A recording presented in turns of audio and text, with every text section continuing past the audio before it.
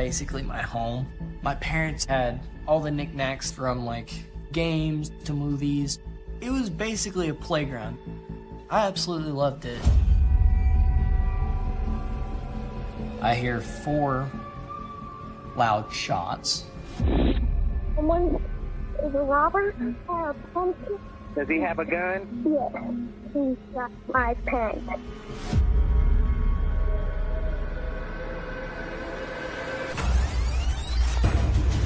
I remember it coming over the radio, kind of in disbelief. Michael got along with everybody. He was on the good side of everybody. Between you and me, brother, they were crooked people. He had a large sum of money. Really, anybody could have followed him and figured out where he was going to be and when. Maybe everyone else in there was just in the wrong place at the wrong time. Danville, Kentucky. As dawn breaks, Michael and Angie Hawkinsmith arrive at the pawn shop they manage. ABC Gold Games and more. Their baby daughter Naomi and 9-year-old son Andrew in tow. The pawn shop, that was basically my home. We had all the knickknacks of a pawn shop, from like games to movies to all sorts of junk. It was basically a playground. Yeah, I absolutely loved it. It was simply amazing. The Hawkinsmiths are always together, even on school days. My mom was determined to educate me in a home setting.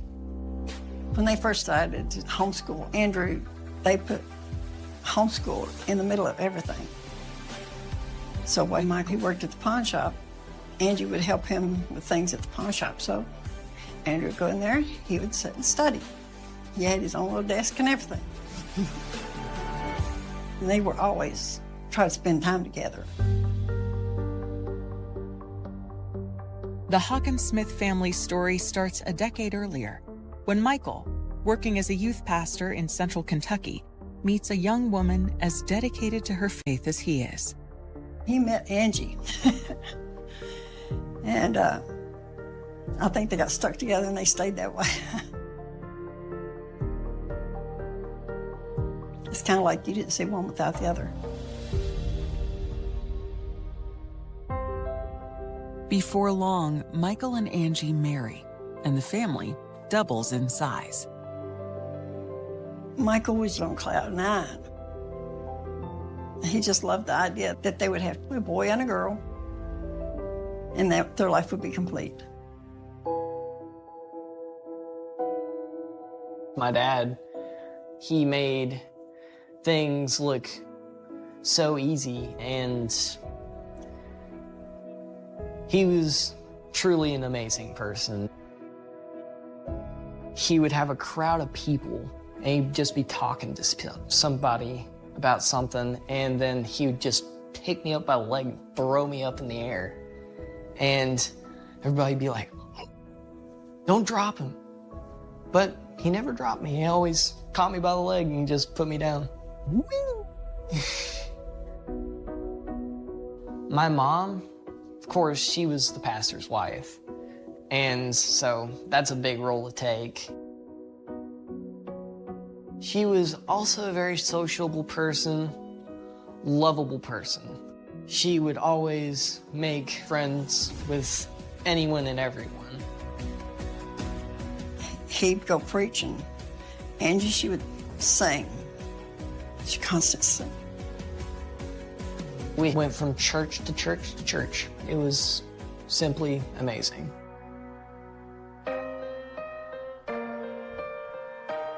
The family's journey eventually leads them to Danville, Kentucky in 2013.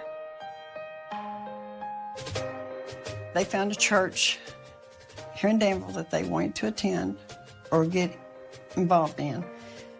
And when it comes to him in church, him being a parent, or anything he did, it was his whole heart or nothing. Michael puts that same level of dedication into the part-time job he takes at a pawn shop to support the family while he preaches. Steve Devine, the owner of the pawn shop, quickly makes Michael a partner and lets him take over running the business. He'd been working there for, maybe a year and a half before they opened the store that morning. The morning of September 20th, 2013 starts out like any typical day. By 9 a.m., the pawn shop is open for business. Once my dad got started, I did my own thing. I grabbed me a game system of some sort and started playing. Within 15 minutes of opening, a regular customer enters the store. The gold man, Dan Smith, came in. Dan Smith, like Michael Hawkinsmith, is a part-time pastor. He makes his money buying and selling gold at pawn shops and jewelry stores.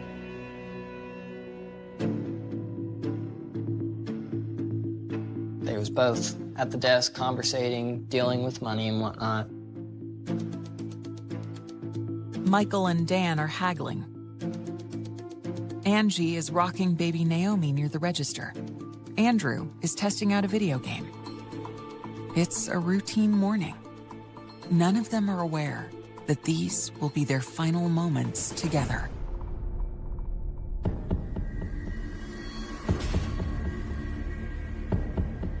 Shortly after, this guy, he came in as well. And I was like, he's kind of weird looking. He starts to pull out a gun and kind of raises his voice a little bit and says, "Get on the ground." And we all did because we was petrified. Me, Mom, and my sister all huddled up to a corner. Andrew hears strange, high-pitched sounds as he watches the unthinkable. A man shooting at his mother, father, and Dan. To me, it sounded like a dart gun. Dad was like, "Please stop." So that happened, and he started rolling around until he wasn't. He stopped. But then Dan Smith was next, and then he was going to go after us. And my mom, she told me, like, to go in the back with my sister. So I do. I crawl all the way back to the office, and I sit my sister on the couch. I'm sitting right beside her. Of course, shaken up and don't even know what's going on. I hear 4 loud shots.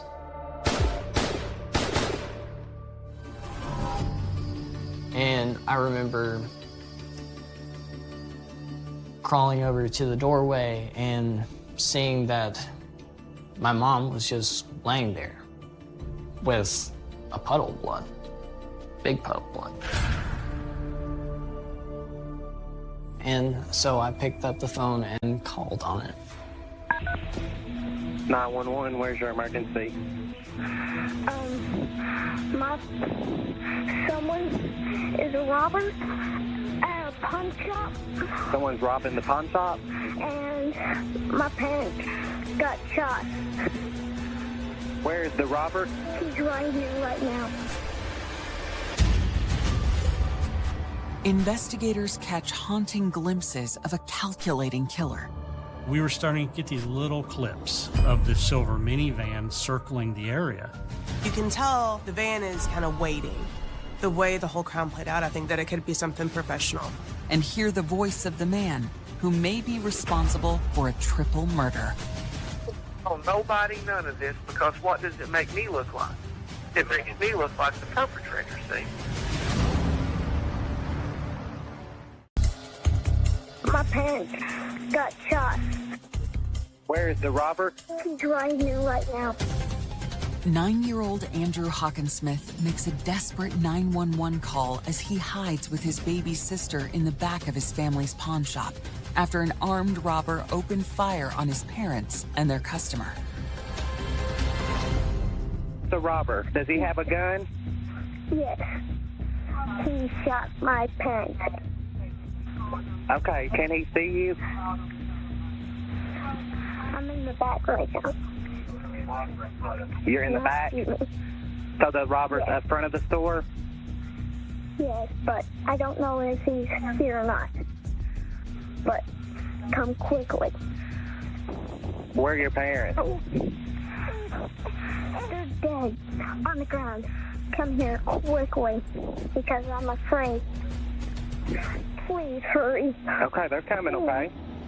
I was just sitting there with my sister and hoping to God that these police come. Danville Police Detective A.J. Mullins is one of the first to respond. I remember it coming over the radio, kind of in disbelief. Is that what I really heard? And it's what everybody just dropped whatever we were doing. We got down there. It takes police less than 6 minutes to arrive at the pawn shop. They came very quickly, and I had walked to the door with phone in hand and sister in the other, and walking by these dead bodies of people that I loved. I was petrified. I didn't know what I was looking at. And out I walk with my sister. When I arrived at the parking lot of the pawn shop up front, our captain at the time had come to my window and said, "We need you to get these kids out of here as soon as possible. We've got bodies inside." And they put them in my vehicle, and Andrew held Naomi on the way there to the police department. At Danville PD, we actually only have 4 full-time detectives, and we take anything from a theft to a murder. So it was a huge case, so we needed all hands on deck. I don't care how many times you've done it or seen it, there's nothing that truly prepares you for this.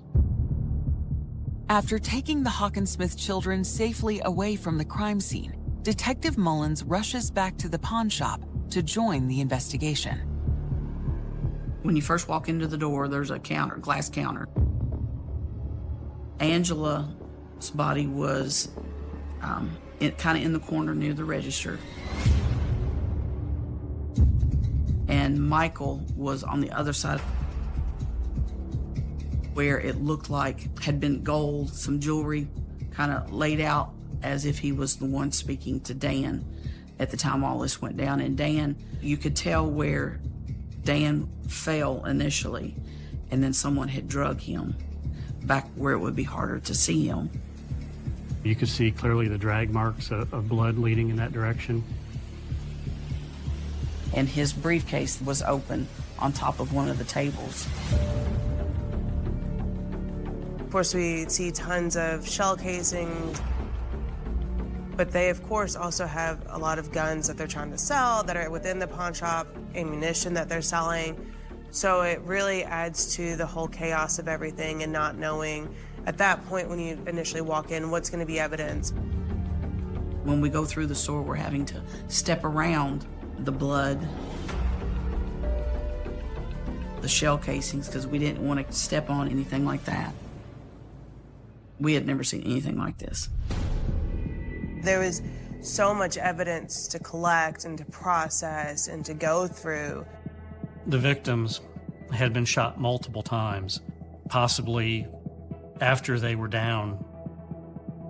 The only thing at that time that we could determine was that the spent casings appeared to be from a .22 caliber weapon. An autopsy will later determine that Michael was shot 8 times in the legs, chest, and head. Angie was shot 3 times in the head. Dan was shot 5 times in the head. Initially, you're thinking, okay, it's some kind of a robbery. We look at the register. There was still cash in the register. One would speculate that the register would have been gone through for whatever money it had. So it did not appear that the motive was to rob the actual pawn shop. So that was definitely a red flag. Obviously, as a police officer, we tried to do the best we could to get it solved as quickly as we could. We're like, okay, what's going on? Is this more of a personal type issue going on? We're like, what do we have here? Is this something that it was a hit? Was it on Dan Smith? Was it for the Hawkins Smith? Was it all of them? Triple murder need to talk to their only eyewitness, 9-year-old Andrew Hawkinsmith. The frightened child and his baby sister Naomi have been taken to the police station while officers try to locate their next of kin. They had sat me down and was like, do you have anyone that we could contact so that way they can take you home? And I was like, I don't know, because I didn't know phone numbers. I remember being very shooken up because I was like, where am I gonna go? And I went back to the police station and interviewed Andrew. Andrew was able to give us a good description of the bad guy. He looked like a heavy-set dude and like a beard that didn't really look like an authentic beard. He said, you know how at Halloween when people wear fake beards, there's little tabs? And he had sunglasses and a cap. And the suspect, he wore black latex gloves and camouflage coat. Andrew also provides crucial details about the weapons used in the attack. Andrew went in the back office, and as he's running, he could hear shots being fired. And he says they sounded different. I remember him making a sound like... And one of our officers got his silencer, and we showed it to Andrew, and it said, did it look like this? And he said, yes, that's exactly what it was. The use of a silencer raises frightening concerns for detectives. The way that just the whole crime played out, I think that it definitely could be a possibility, that it could be something professional. As detectives consider whether they are hunting for a professional hitman, word of the shooting reaches Michael Hawkinsmith's mother at her home across town. She rushes to the pawn shop. When I got there, I knew it was not good. I got out of the car and some of the officers met me halfway up the alley. And I said, I want to see my son. You need to go to the police station and see your grandbabies. There's nothing, no worse in this world than to lose a child.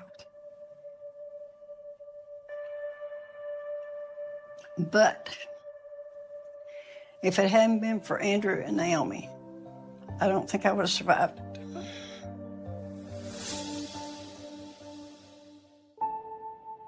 Police locate the family of the third victim, Dan Smith, and break the awful news to them that same day. I was in college, and I get this call from my stepmom, and I could tell from her voice that something was going on. And I couldn't believe what she was saying and said, what? Like, what? And I just froze. I just couldn't believe he was gone. I just couldn't understand, you know, what I was being told. I just couldn't comprehend. He was such a giver, financially a giver. He was a giver of his time, his energy, his kind words. As the victims' families try to cope with the devastating news, investigators back at the crime scene are continuing to dig for clues. They canvass the area around the pawn shop and find a promising lead. We found a witness. He saw a heavy-set, tall, white male coming out of the pawn shop. Described him as having a beard, and he went around to the little alleyway, and there was a van that pulled out of the alleyway and turned right. The description given was a silver minivan.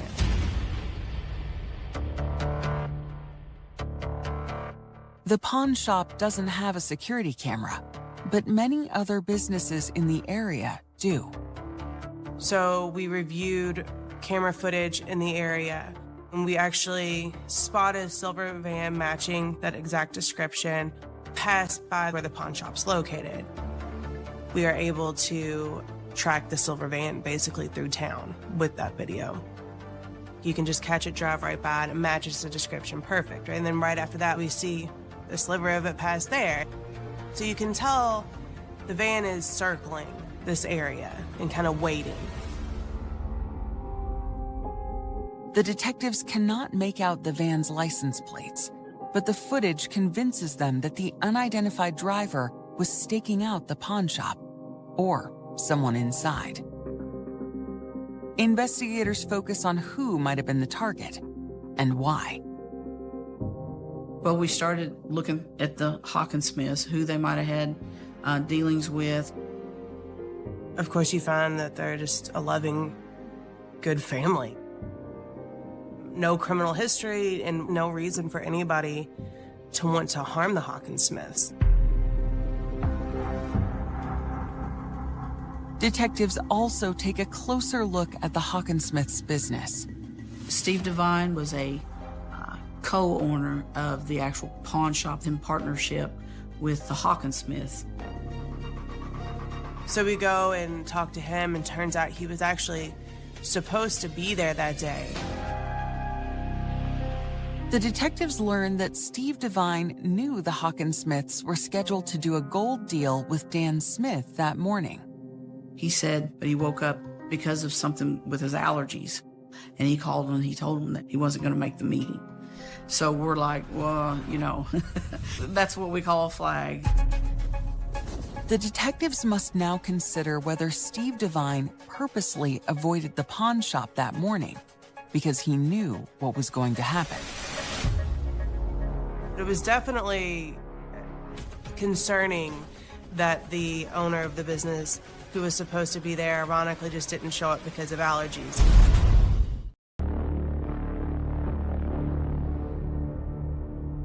Detectives investigating a triple murder in Danville, Kentucky are looking into Steve Devine, the business partner of victim Michael Hawkinsmith. He was supposed to be there and wasn't. And so we're like, you know, what's going on here?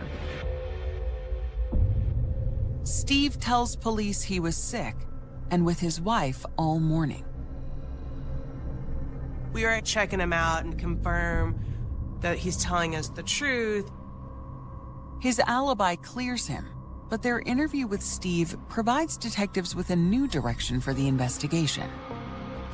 He was able to fill the little holes as to what was going on in the pawn shop. Dan Smith was a gold buyer. So he carries a briefcase with him with a large amount of cash.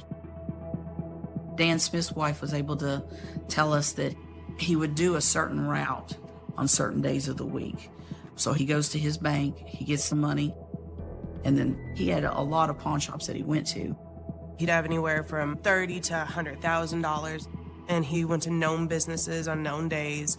So really anybody could have followed him and figured out where he was going to be and when. We're thinking maybe he was the actual target, and Everyone else in there was just in the wrong place at the wrong time. Investigators visit the other pawn shops where Dan did business and ask to see footage from their security cameras. And then once we started following Dan Smith, we were able to say, you know, boom, he was here at this time on this date, like clockwork. So this is Dan Smith. This is a pawn shop in Lexington he goes to.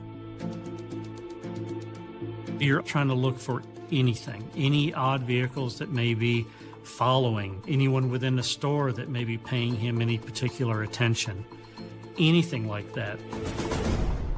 As they review the tapes, detectives find video from the last pawn shop Dan Smith visited before heading to the Hawkinsmiths. This is where Dan Smith arrives at Lawson's Jewelers in Harrodsburg, Kentucky. Be around 8, quarter after 8, 8:20. He walks in with that same briefcase and then talks to the lady behind the counter and just appears very relaxed, laughing, has no idea, obviously, where he's headed. I don't even think it was a full hour after this. Dan Smith was killed. It's kind of odd when you're watching this. This is the guy's, last moments. He doesn't know it. Nobody knows what's getting ready to happen except for one person. Investigators scour the footage for any indication of who that one person might be. There was nobody that appeared to be paying any particular attention to him. Mind you, the video was pretty narrowly focused, coming out of the one store, so we couldn't see his full motions once he crossed the street. But reviewing that video at the time, there was nothing that stood out. We're kind of baffled at this point. Who was even the target? 4 days into the investigation, there's no clear target, no clear motive, and nothing pointing to the identity of the gunman described by 9-year-old Andrew Hawkinsmith. We were getting ready to figure out what our next step was, and this phone call came in to the police department from Michigan, and we're like, Michigan, now what do we have here? The caller from Michigan identifies himself as a pastor. He tells police about someone in the Kentucky area who knew the victims and has been making suspicious comments. The pastor from Michigan relayed that he was friends with an individual by the name of Kenneth Allen Keith, and that he had communicated with Kenneth Allen Keith and got on the subject about the murders in Danville. The pastor explained that Kenneth Allen Keith knew the Hawkinsmiths, and that Kenneth Allen said, talking about the Hawkinsmiths, that they're not innocent either. This pastor had said Mr. Keith just switched like a light switch, that something set him off, and he said that they had cost him a lot of money.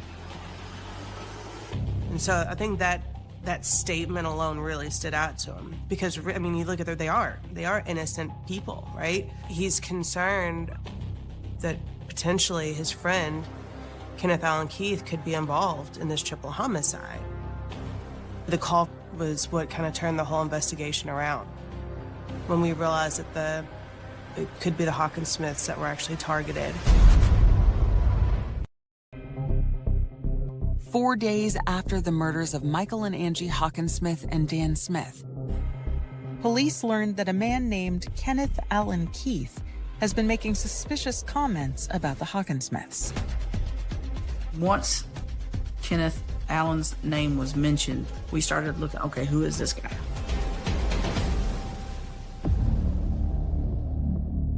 He was involved in the pawn shop business. He had one in Somerset, Kentucky.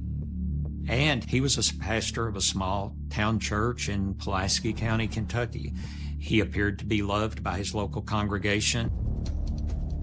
That was kind of a common denominator for everybody involved, as they were all heavily into the church, either as pastors, ministers, leaders, just in a church. But the investigators quickly discover that Kenneth Allen Keith appears to have a different style of preaching than the other pastors. We found one of his sermons that he had on YouTube where he's on the pulpit and he's got a rifle with a sling on. And he's talking about his past, what he's done. And we're like, okay, we have a sniper here. And the further that we looked into Kenneth Allen, the more we're like, oh, this is a good lead. So when we start looking into Kenneth Allen Keith, we look into his financial history. And we learned that he had recently been sued by Steve Devine. And so he owed Steve Devine money.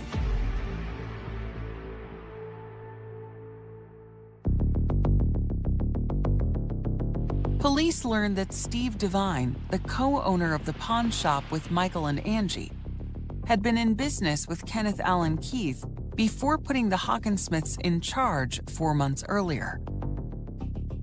Prior to that, the Hawkinsmiths had actually been Kenneth Allen Keith's employees. Kenneth felt cheated. He felt that that pawn shop should have been his. And that Steve Devine and the Hawkinsmiths basically stole it right out underneath his feet.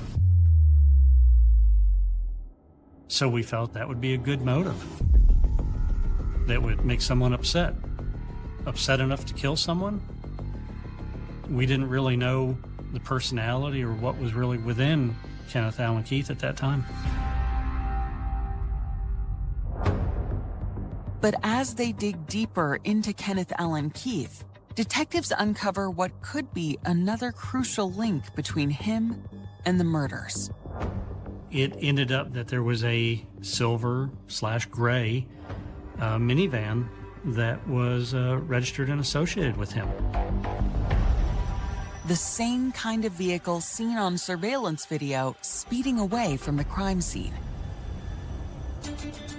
While all of the evidence is starting to align around Kenneth Allen Keith, investigators know everything they have is only circumstantial.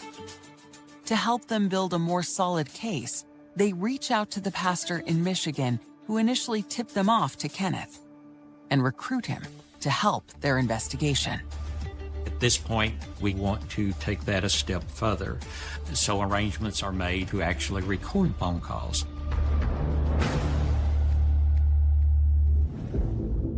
On October 9th, 2013, the Michigan pastor calls Kenneth Allen Keith while the police listen in to see if he says anything incriminating. When somebody's being murdered in such a heinous way as what this was, you want to make them, out to be saints. I understand that. Mm-hmm. But between you and me, brother, they were crooked people. Is that right? They went into it with the whole point from day one to take over that business from me. I don't mean to speak ill. No, hey, man. Facts are facts. Yeah. And here's the thing. I can't tell nobody none of this because what does it make me look like? Yeah. It makes me look like the perpetrator, see? And during that phone call, he was able to kind of go over what he was doing that day, what his location was, how he wasn't involved. I was in Danville, but I was at the pharmacy. I'm standing in the pharmacy while all this happened. We took that information and looked at the video surveillance, and we found that moments after the 911 call, Kenneth Allen Keith was entering the pharmacy in Danville. The timestamps from video gave us the indications on when it occurred, and from the pawn shop to the pharmacy, that was a doable time. He was actually here at a local pharmacy just within minutes of the time of the murder, which we thought was unusual, to travel basically an hour to pick up a prescription when you have local pharmacies in your local community. The detectives have no doubt. They are watching Kenneth Allen Keith just moments after committing a triple homicide. Watching him and knowing that he had just killed 3 people, it's hard to fathom how somebody can just, take somebody's life and then act like it was nothing. 10 days after the murders, police believe they finally have enough to arrest Kenneth Allen Keith. Now, they need to track him down. We tracked his phone and we were able to actually see that he had went to Florida. And when we knew he was on his way back, we were setting up our game plan, what we were going to do, that we were going to have a search warrant at the church, a search warrant at the home where he lived with his family, and a search warrant at the pawn shop in Somerset, Kentucky. And that's when we make our move.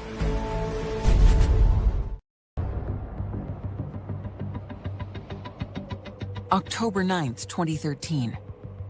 Danville, Kentucky police are waiting as Kenneth Allen Keith, the prime suspect in the murder of Michael and Angie Hockensmith and Dan Smith, returns home from a trip to Florida. He gets up the next morning from coming home and he goes to his pawn shop. And that's when we make our move. An investigator went in as a potential customer and made contact with Mr. Allen. We didn't go in with guns drawn, anything like that, because pawn shops have guns in them and we don't know where what is. And he came out from his office area and they were able to basically tell him, we've got a search warrant for your pawn shop. As police search his business, Kenneth Allen Keith is placed under arrest. During the search of the pawn shop, we discovered a box for a threaded device that can be purchased over the internet that can be fashioned into a makeshift silencer. The discovery confirms detectives' suspicions that a silencer was used in the killings and explains Andrew Hockensmith's description of a high-pitched sound as his parents were shot. And then also outside of the business, we found spent .22 shell casings and then a target that had been shot. So we believe that he was practicing prior to the shooting. The 22 casings found in Kenneth Keith's pawn shop matched all the expended shell casings from the murder scene in Danville, Kentucky. They were shot from the identical weapon. There was evidence, obviously, that tied him to this case to make it a strong case. Detectives confront Kenneth Allen Keith with the overwhelming evidence. We are always trying to get an outright confession, but that did not happen. We got the opinion that Mr. Allen thought that he was just so intelligent that he was going to beat all this, but he didn't know what we had found. News of the arrest shocks Dan Smith's family. They know Kenneth Allen Keith and believed he was a good pastor and a friend. Dad had a previous relationship with Kenneth Allen Keith. He would come in and he would buy and sell. They did business. You're going, wait a minute. That's not a real pastor. But to be able to commit murders on Friday and then get up on the pulpit Sunday morning and preach, especially in front of 2 children. For Andrew Hawkins-Smith, who hid for his life with his baby sister during the murders of his parents, the news comes as a relief. I remember they was like, "Hey, Andrew, look at this. Look at the news." And they showed me the newscast where they finally caught him. I was like, all right. Prosecutor Richie Bottoms believes he has all he needs to convict Kenneth Allen Keith on 3 counts of first-degree homicide. I think the evidence spoke for itself. We felt very confident that we could convince the jury that he did this. After initially announcing they would seek the death penalty, prosecutors decide to spare Andrew and his baby sister Naomi and Dan Smith's family the pain of a long trial. Instead, they offer Kenneth Allen Keith life without parole in exchange for a guilty plea.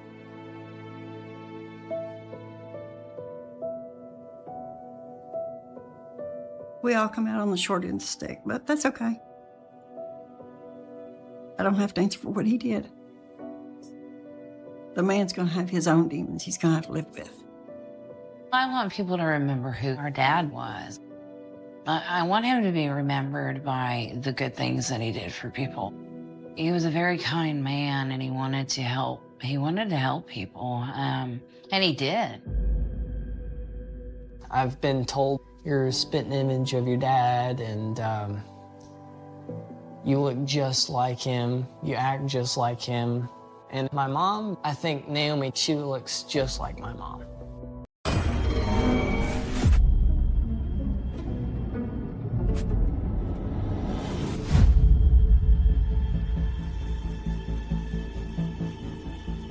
There's laughing, she's smiling, she's beautiful. They're buying alcohol for a date night at home. Very playful, very happy.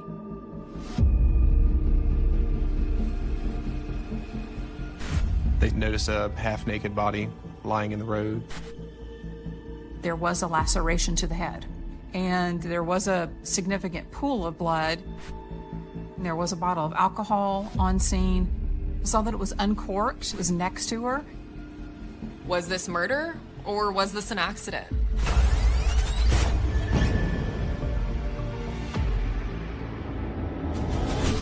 Kat belonged to a members-only type of website service.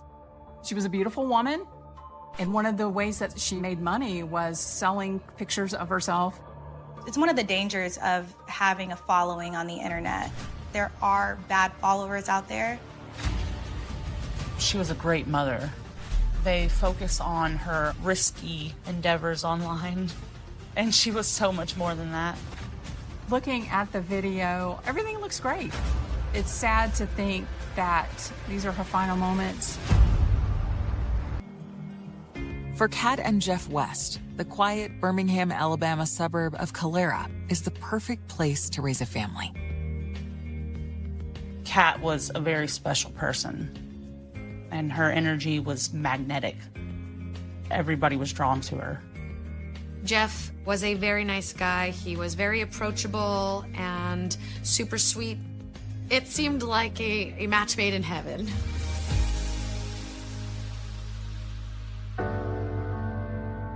Kat and Jeff have been together for nearly 15 years, and it's clear why Jeff fell for his wife.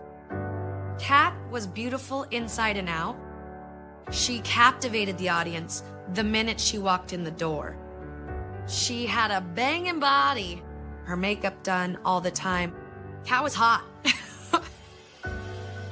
Kat and I met as teenagers.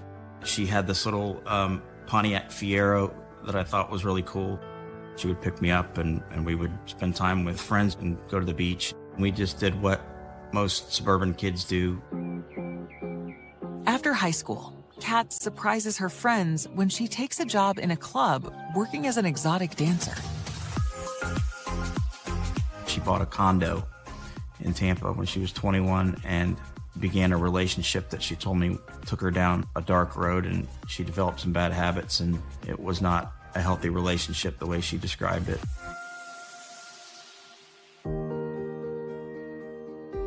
But when Kat turns 29, a chance encounter turns her life around.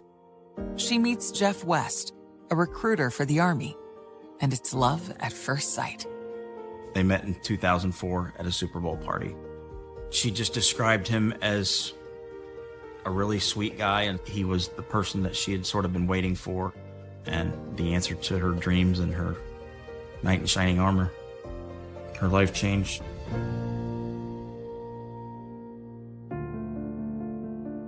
With Jeff in her life, Kat stops dancing, and after 4 months of dating, the couple marries. A year later, in 2005, the couple welcomes a baby girl, Logan, into the family. Kat was a great mom. Yeah, she adored her daughter. She would always rant about how Jeff was a great dad. They were very family oriented, and you could see it. In 2014, Kat and Jeff settle down in the small town of Calera, Alabama. They moved to Alabama because both of their families lived there, and they wanted to be close to the grandparents. They bought a big house. Jeff retired out of the military, and they had a great family life. In the place that she always wanted to be.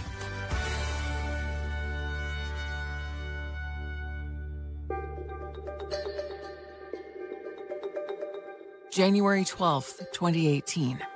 Kat and Jeff are heading out for a date night. They dropped their daughter off at her grandparents' house, and they were going to have a good night. Kat's parents and her daughter have no idea that this is the last time they will see her.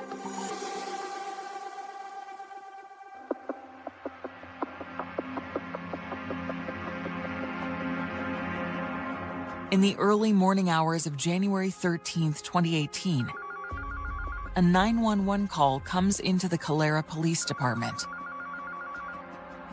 Around 5 a.m., a young woman living in the neighborhood noticed a half-naked body lying in the road. The neighbor calls 911, and Calera Police Department rushes officers to the scene. When they got there, they saw a female body and nothing but a pink bra. The body is half in the road and half in the grass. There was blood around her, and there was a bottle of absinthe right next to her as well.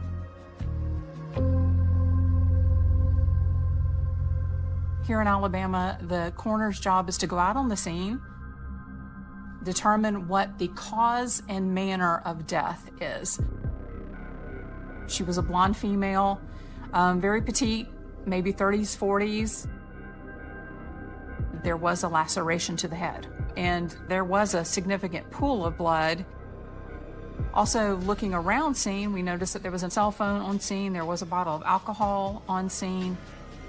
We saw that it was uncorked. It was next to her, but the bottle was kind of leaning up against the phone at an odd angle, so that was odd to all of us. The bottle and cell phone are collected for testing, as investigators look for evidence to help identify the victim and explain what happened to her. There's a myriad of scenarios that are playing through your head. At face value, this looks like it was just an accident. Maybe they had walked down the street and they were hit by a car or fell, hit their head. Was she pushed down? Was this done by somebody?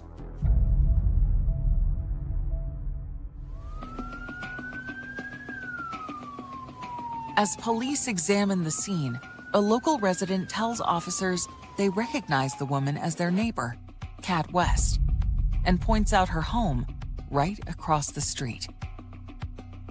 As detectives approach the home, they see that the door is open. Jeff West appears in the doorway. The detective could tell that he was visibly shaken. The investigators gently begin to interview the distraught man. He had started to kind of detail their previous date night. They go to dinner, and after, they didn't want the night to end, so they stopped at the liquor store, bought a bottle of absinthe, and went home and continued the night. She's changed. She's in something more comfortable. He's taken photos of her, and it seemed like the night was going well for the two of them.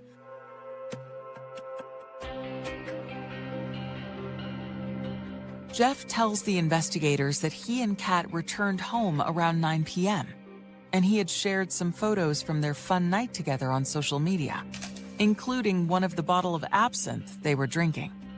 He told police officers that he was tired, his leg was hurting, he went to bed in the downstairs bedroom around 10:30 p.m., and he also told them that his wife wasn't ready to put an end to the night at that time.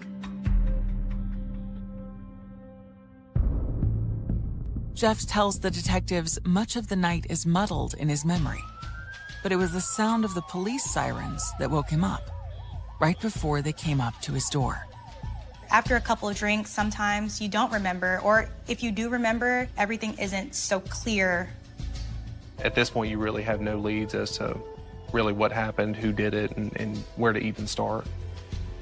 The question then has to be asked, was this murder or was this an accident? Jeff was the last person with her, so I mean, at that point, it makes him the first suspect. Detectives discover images of Kat West's final moments. This is the last time we saw Kat West alive. She looks smiley, cheek to cheek. The two of them are walking through the store. And the more they learn about their victim, the more complex the case becomes. She had 50,000 followers across social media accounts. Kat was too friendly on occasion. Kat was too welcoming. And I feel that probably could have backfired at some point. Detectives trying to unravel how Kat West died are interviewing her husband, Jeff, who tells them his memories of the previous night are hazy. After a night of drinking, he says he went to bed, while Kat continued to party. This couple went to have dinner and drinks. They went to a liquor store. They went home to drink more. So I think it's more than fair to say alcohol had an influence in what recounting these events looked like. But as the interview goes on, Jeff does admit he remembers one other thing about the night. Jeff told officers that he was a little aggravated that she was looking at her phone too much. He told police officers that he felt like she was not paying attention to him. He threw her phone outside, and he went to bed. He was off. Jeff told officers she could have went outside, fell as she was trying to get her phone, or it wasn't unlike her to go outside in the middle of the night after drinking and jump on the trampoline. If she was jumping on the trampoline, which was in their yard, we would have seen a trail of blood. The police department had to rule that out. Maybe she got too intoxicated, walked outside, tripped and fell and hit her head, and, nobody knew about it. They were both intoxicated. Maybe he had passed out before she had come back.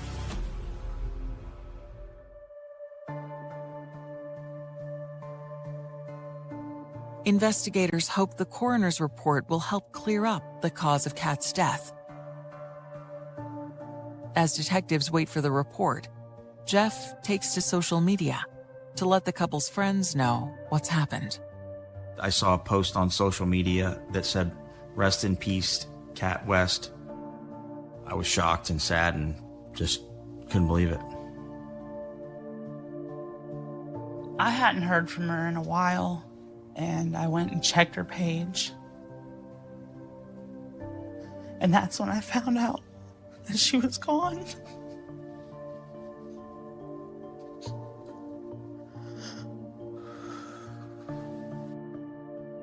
I immediately reached out to Jeff and said, "Wait, what? What happened?" He spelled it out for me. He didn't remember what had happened. He woke up with the dogs barking and his door open.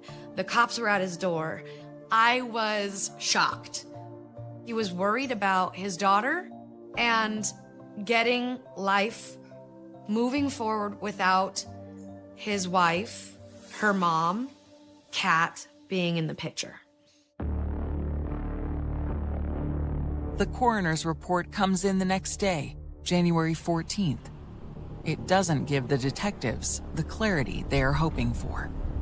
Forensics came back with the autopsy report, and it was determined that she died from blunt force trauma to the head.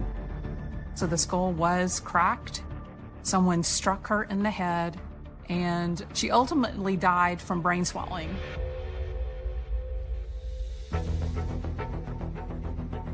Looking at her laceration, it was about 2.5 inches long. It was on the side of her head, just a few inches from the top of the head. Where she had the laceration, it's almost impossible to get by falling down, and there was nothing out there for her to hit her head on. So we knew that did not happen.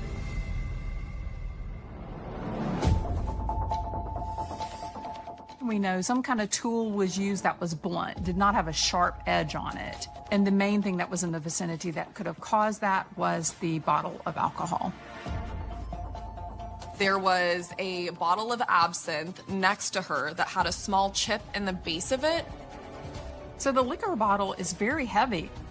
If you strike someone with that type of glass, it will not break.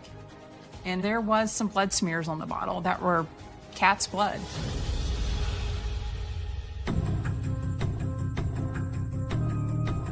I think someone struck her with the bottle. So you think, what happened? Did somebody come in? Was this just a stranger in the night, or she, by happenstance, end up with somebody on the street? The only fingerprints analysts find on the liquor bottle are either Kat's or Jeff's. But detectives know that doesn't prove anything, because the couple shared the bottle earlier in the evening. Although the coroner's report doesn't point to Jeff West as a suspect, the detectives feel it doesn't rule him out either. The last person she was seen with was her husband, so you start to think, well, is there something that we missed? You know, is there something that we could press further on with him? So the investigators start digging deeper into Jeff's story about the night his wife died. They visit the liquor store where the couple stopped before returning home. You go to the liquor store, ask the employee that was on shift that night if they had seen them in there, pull security footage to verify. But when investigators view the footage, what they find is the opposite of a couple on the verge of a violent conflict. You can see Kat West. This is the last time we saw Kat West alive. The two of them are walking through the store. She looks smiley, cheek to cheek. Jeff West slaps her butt. It honestly leaves you with more questions than it does answer any of what might have happened. Detectives suspect Kat West's husband, Jeff, may be involved in her mysterious death, but have no proof. They're examining Jeff's story about what the couple did earlier on the night Kat died, and have discovered surveillance video from the liquor store he says the couple stopped in. The video includes the final images of Kat alive. Looking at the video, everything looks great. The two of them just wrapped up a date night, seemingly having a nice time, flirting with each other in the liquor store. It was funny when I saw it. He pats her butt. And I kind of chuckled because that's who he was. He loved his wife. He loved the way she looked. There's laughing, she's smiling, she's beautiful, and they're buying alcohol for a date night at home. Everything appears to be normal, very playful, very happy. And it's sad to think that these are her final moments. This final moment of her in the liquor store,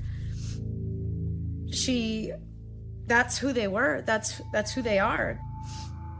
They're good people, and she didn't deserve it.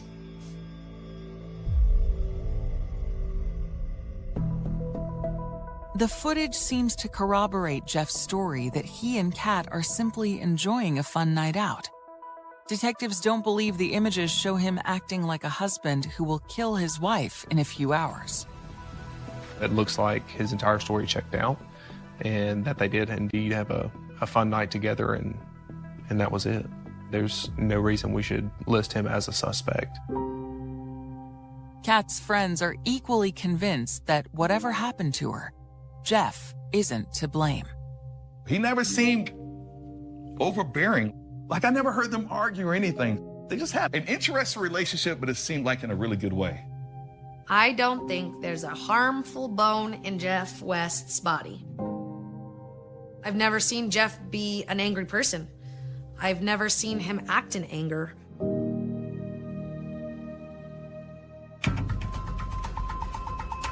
Although the coroner could not determine the exact cause and manner of Kat's death, investigators suspect foul play.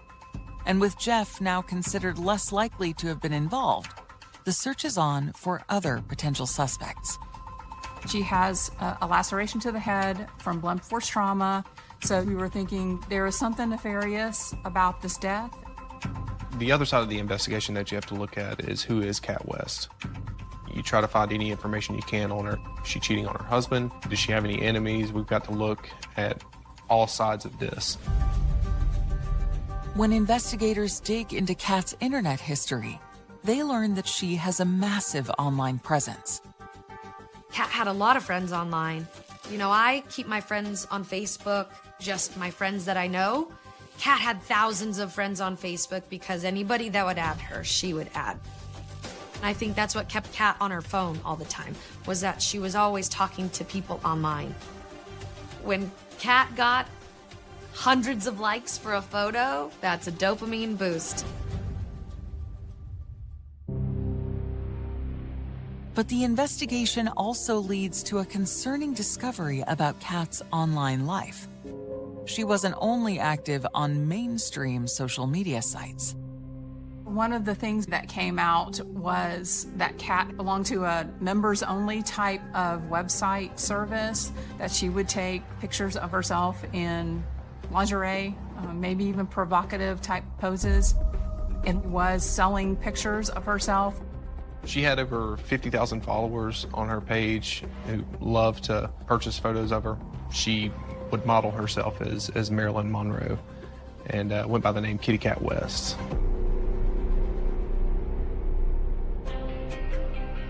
She had told me that she sold her photos online, and she showed me a couple of them. I was shocked to see what I saw. They were revealing in nature. They showed her butt, her boobs, cute poses, lingerie, and people would ask for more, and they would have to pay some more money to get more. She was open about it, and Jeff knew it.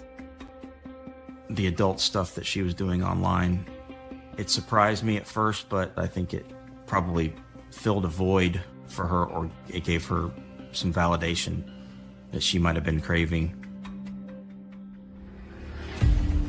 Detectives realized that any one of Kat's 50,000 plus followers could have taken an online fantasy about Kat too far. As a woman, when you are beautiful and you are showcasing yourself to these people, having a lot of followers like that, some of them may think they know you. Some of them might try to find where you live or where you frequent. There are bad followers out there. It's one of the dangers of having a following on the internet. Kat was too friendly on occasion. Kat was too welcoming. I think Kat could have gotten herself into some sticky situations, and I feel that probably could have backfired at some point. There were questionable comments that raised an eyebrow for investigators. Did one of these followers go rogue and stalk her, come and find her? You have to take that into account. The investigation into the death of Kat West has taken an alarming turn after investigators discover her photos on an adult website with thousands of subscribers, any one of them a potential suspect. You see this blonde bombshell. She is in her 40s. She is a hot mom, and she had 50,000 followers across social media accounts. News of Kat's online activities clouds the investigation in another way, as it quickly grabs headlines in her suburban Alabama home. It took off so quickly. Before we could even fathom it. You know, it's on all these news outlets. I was a digital content producer at a news station in Birmingham at the time. In Alabama, it's conservative, it's the Bible Belt. A woman like Kat West, being a cam girl or an online selling nude photos, that is not your typical mother in this town. And it raised a lot of eyebrows. There was a lot of victim blaming that she somehow contributed to her death. Her background of what she did was frowned upon. Obviously, her drinking was frowned upon. The community, they don't want to believe that this happens in Calera. Just because she took those beautiful pictures, she was much more than that. They don't talk about how she was a great mother. They focus on her online stuff, her risky endeavors online. And she was so much more than that.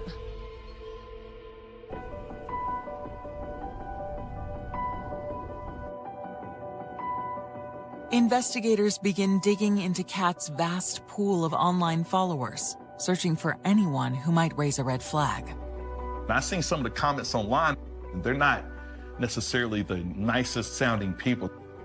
I can't imagine what was in her inbox. Like, I'm sure it was pretty graphic. Calera Police Department did a fantastic job and took their time to go back to her website to find out who was subscribing and literally check out every one of her subscribers. You've got 50,000 followers to sift through and try to see if there's any case to be made on that. But after 2 weeks of digging, investigators cannot find anyone among her online subscribers who might have been in the area the night Kat died. Those people were ultimately ruled out and not considered suspects in this case. Detectives are back to square one with no suspects. As they review their case, given the new information about Kat's online site, they can't help but wonder whether they dismissed her husband, Jeff, too quickly. Kat West taking nude photos and selling them online also raises the question, how did her husband feel? But investigators discover that once again, there's nothing to support suspicion of Jeff. She wasn't living a double life. Jeff, he was very aware of it. Even her parents knew about it. His parents knew about it. So it wasn't a secret. There had to be someone behind the camera taking those photos. And sure enough, it was Jeff. He's in adoration of Kat and posting how hot she is. And so at that point, you're really not considering him as a suspect as much as you were before. He didn't seem to mind at all. In fact, at one point, Jeff told me, that's how she makes her money and makes herself feel good. That's fine.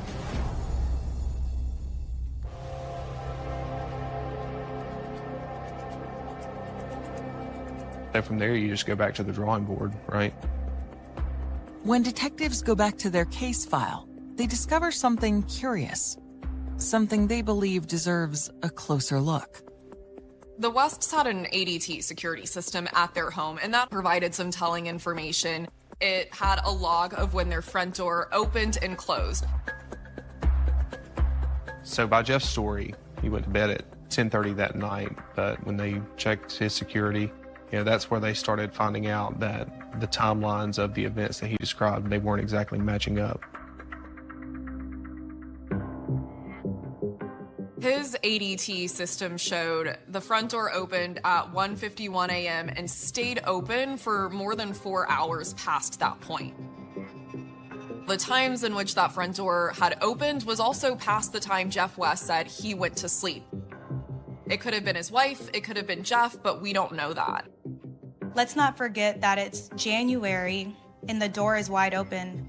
If you slept even a few hours with the door wide open, your home is cold. You wake up and you're like, oh my gosh, the door is open. I need to figure out, why is my door open?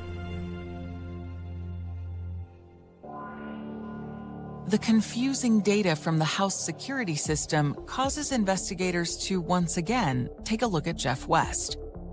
And their new suspicions lead to a warrant for his cell phone records. He told police officers he went to bed at 10:30, but his phone logged that he had been moving around past the time he told officers he went to bed. According to the fitness history on his phone, a short time after 11 p.m., he had taken 18 steps. The data from the phone and the door opening and closing were not exactly matching what he was telling them. And some of the text messages with his wife found on Jeff's phone are troubling to investigators. Looking at some of the text, it was obviously not a relationship that was perfect.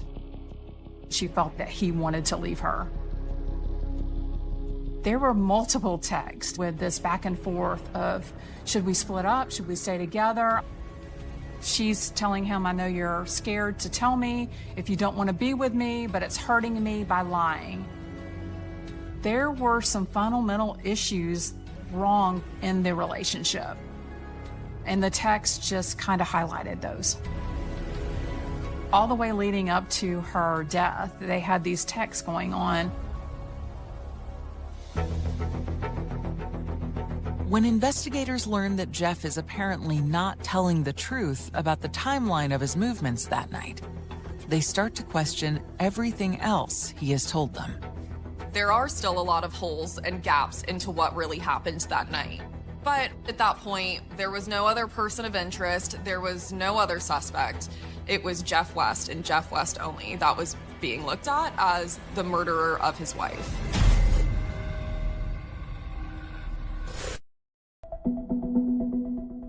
Investigators in Calera, Alabama have found evidence that contradicts Jeff West's story about his actions on the night his wife, Kat, died.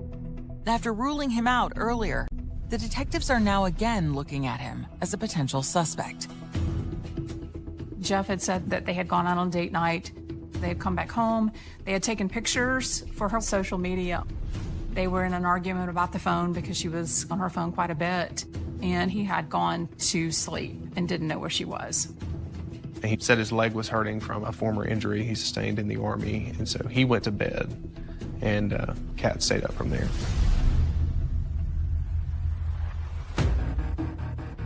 Detectives know the data from the West's home alarm system and from the fitness tracker app on Jeff's phone appear to contradict that. But Jeff is sticking with his original story. He told police officers, how does anybody know the exact moment they went to bed? What's the difference between 10:30 and 11:15? If alcohol was involved, if someone asks you to the minute when you went to bed last night, are you able to have an accurate answer? With Jeff now firmly in their sights, detectives go back and review all of the evidence. That includes obtaining the original 911 call from the neighbor who found Kat's body. When they listen to the full recording, they discover it contains a critical clue. When she called 911, she asked had anybody already called this in, because across the street, she could see a man pacing in his home and the door was wide open. This statement contradicts what Jeff West told police officers, and that was that he was awoken to the sound of sirens, which were not there yet.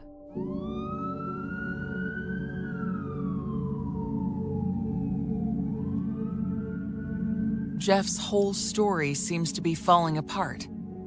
Next, the investigators conduct a careful re-examination of the evidence found near Kat's body. They realize there may be an explanation for some of the unusual things they noticed there.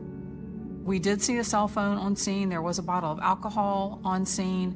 And it is weird that the bottle was kind of leaning up against the phone at an odd angle. You would think if you were intoxicated that the bottle would be just randomly down on the ground, not propped on the phone. If Jeff was involved in his wife's death, they wonder, could he have staged the scene, trying to make it look like an accident? But it's when they re-examine Jeff's fingerprints on the absinthe bottle, previously dismissed because he was known to have held it earlier in the night, that the loudest alarms are set off. The location of the fingerprints on the bottle of absinthe wouldn't be if you were to just grab a bottle. They were positioned if you were holding it upside down by the neck. Detectives realize this could be because Jeff was holding the bottle of absinthe as a weapon. And they now put together a theory of what they believe happened the night Kat died. Probably Kat was on her phone and that irritated him, and Jeff threw her phone outside.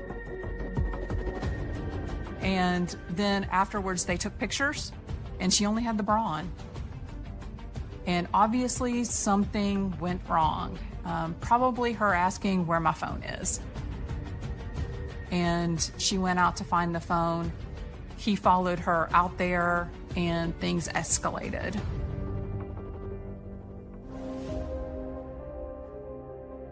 I think he initially struck her with the bottle. She fell and probably lost consciousness at the time. And he walked back to the house. And as she regained some type of consciousness, she moved around in the grass and kind of pulled herself to the curb. She was in a fetal position, but probably because she was cold. She was just clothed in a pink bra, no other clothes.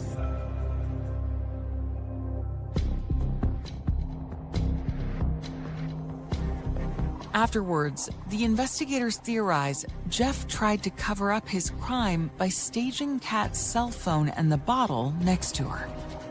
Obviously, there are some holes in the story, and as it progressed, the holes became bigger. So about 5 weeks after the cat was found on the street, Jeff was arrested for her death. Despite having only circumstantial evidence, on February 23, 2018, police charged Jeff West with murder. Jeff continues to insist he did not kill his wife, and many people believe he is telling the truth.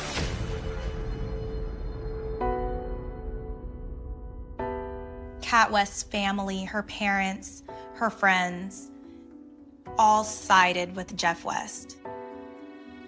They immediately said that he didn't do it. They loved each other and they had this marriage that was so beautiful.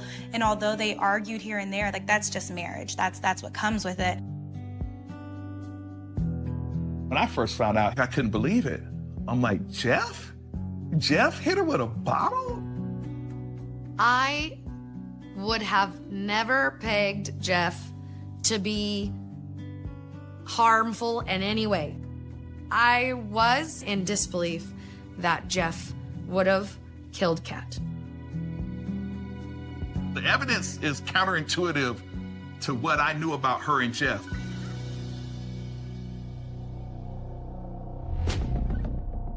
Hoping to avoid a lengthy trial with an outcome they can't be certain of, prosecutors make Jeff an offer. He was offered a plea deal from the prosecution for time served plus 2 years probation. He turned that down. So you're turning down that for possibly spending years in prison. It made you wonder, is he really innocent? Maybe he didn't do it.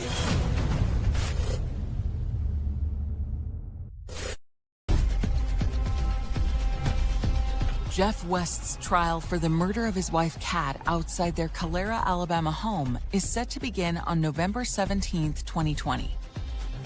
Jeff was offered a plea deal where he would serve time at a lesser charge. He would get out of jail earlier, prison earlier, but he did not want to do that. He wanted to pursue a jury trial and still maintain his innocence.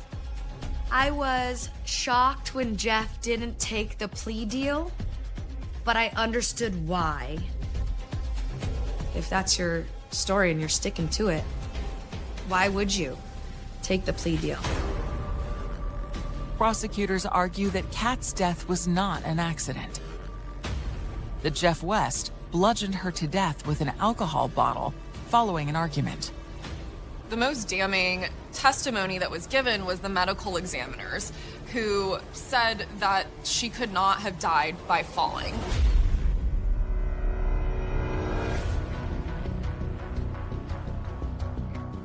Prosecutors present jurors with the home alarm data and information from Jeff's fitness tracker suggesting he lied about his actions on the night of Kat's death.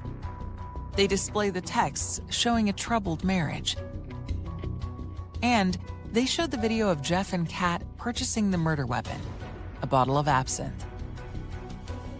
But Jeff's lawyers counter that the investigation was not able to prove that the bottle was in fact used to kill Kat. When Jeff West's attorneys were presenting the case to the jurors, they were saying, we don't have a murder weapon. We don't have a motive. These two were in love. It's not Jeff West.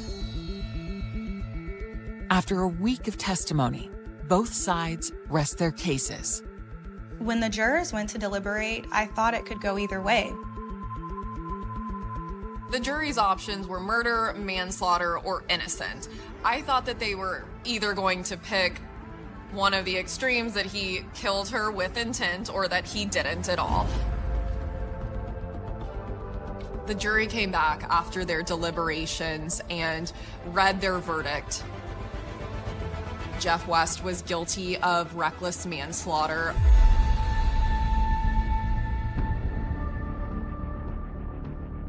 Jeff wasn't necessarily planning for this to happen. They had gone out, they had gotten drunk, they had gotten disgruntled about something and maybe gotten into an argument. It wasn't premeditated murder, it was more of a reckless killing. To see them fall in that middle ground, that he was responsible for killing her but did not intend to, was interesting because that wasn't a story told by the prosecution or the defense. The defense is over here saying he didn't do it at all. The prosecution is saying he did and he meant to. The jury decided neither of those narratives held true. Jeff West was sentenced to 16 years.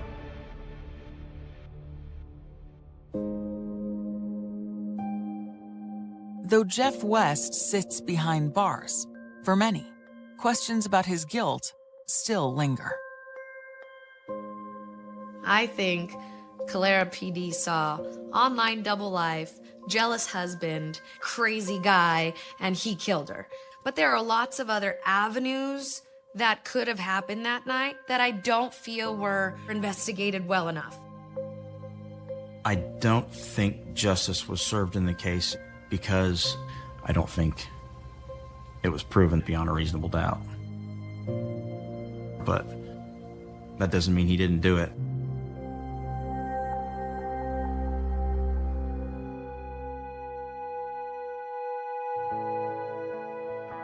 The thing I miss most about Kat is her glowing attitude. She was always there as a friend.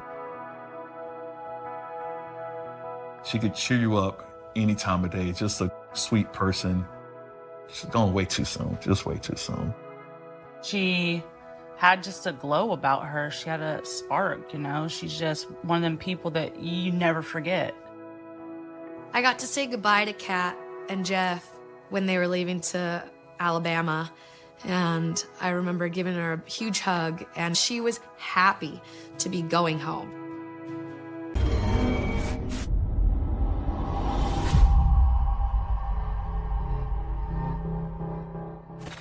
She would go a party and she would dance. When she went to the bar that night, that was the last time we seen her.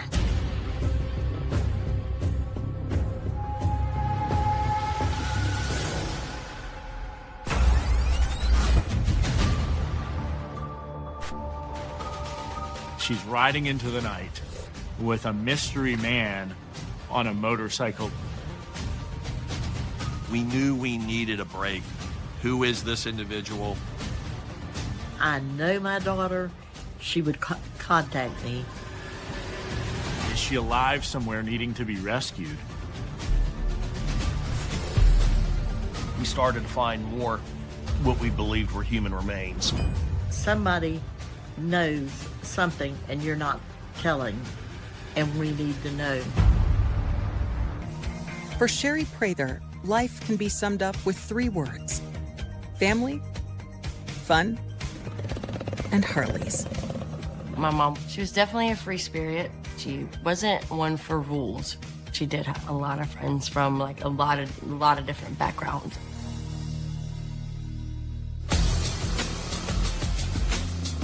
Mom was very attracted to Harleys. She loved motorcycles, so anytime like she's seen one, she wanted to go for a ride.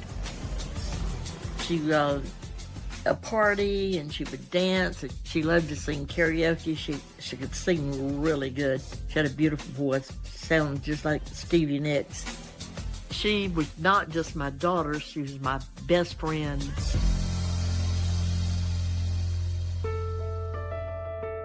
Norma Ellis is a young single mom when her daughter Sherry is born. They laid her on my chest. It was just a shock, like our heart became one. And like they just beat in rhythm together. That just stays with me all the time because it was just like a jolt. It was like we just become one. Norma strives to give Sherry everything she missed in her own upbringing. I didn't have a real good childhood. We didn't have a loving family. And I wanted her to be raised to know what it felt like to be wanted, big Christmas and stuff. I tried to cram all that in for her. Anything, if she said she wanted it, if I had to work 2 shifts, I was going to get up for her.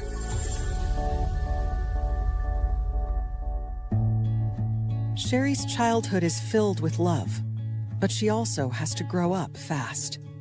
She was very caring. If I was in bed sick, she'd come in there every 15 or 20 minutes and put a cold rag on my head, and she always took care of me. I didn't have any help but her, and she was young. We had the tightest relationship, and it was my birthday. She brought me roses.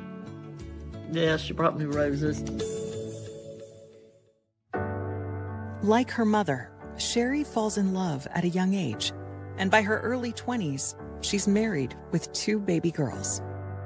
That's her, holding one of the kids. The young mother, that's her husband. That was her husband. It didn't last too long. I think at the time, like when she had us, she was so young, she wasn't ready to be a mom, so she kind of grew up with us. After 5 years of marriage, the relationship falls apart, and Sherry finds herself a single mom. She moves in with Norma for support. It was just the 4 of us, all women. We were one. She was close to her girls. She liked the freedom to come and go, and she knew that I was going to be there to take care of the girls even more. Through years of abuse and struggle, Sherry turns to alcohol and drugs to numb the pain. Her addiction was probably her biggest battle. She battled with that for a very long time.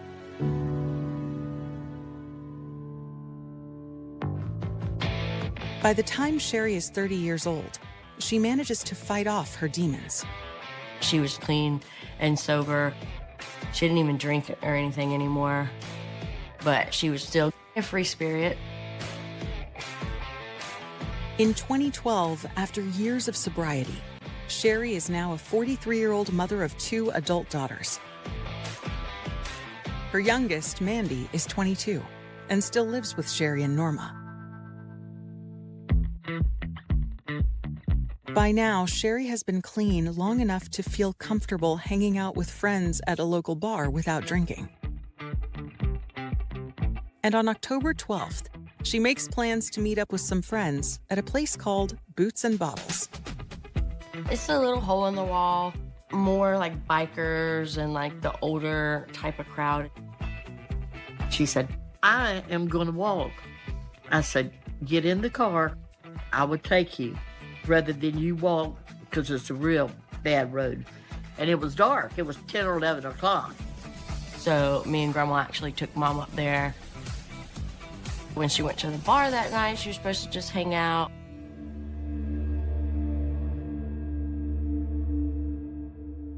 And that was the last time we seen her.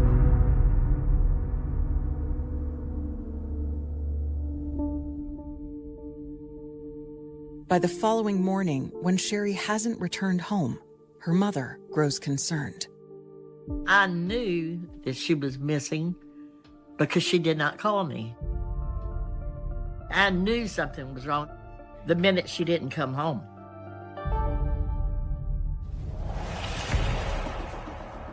When a day passes with still no word from Sherry, Norma and Mandy decide to act. So Monday, I told Grandma, I just have a feeling like we need to go to the police station. But because of her background and how old she was, they really didn't want to file a missing persons report. So of course, my grandma being who she is, it was an uproar in there. And they kept trying to tell me, she's a grown woman, we're not filing bill. I said, oh yeah, oh yes you are. Missing person cases, sometimes you hear, you have 24 hours to be reported missing. And that's not really the case. Oftentimes, it's the circumstances surrounding the individual. Is this uncommon for them? Or are there foul play, signs of a struggle, something like that?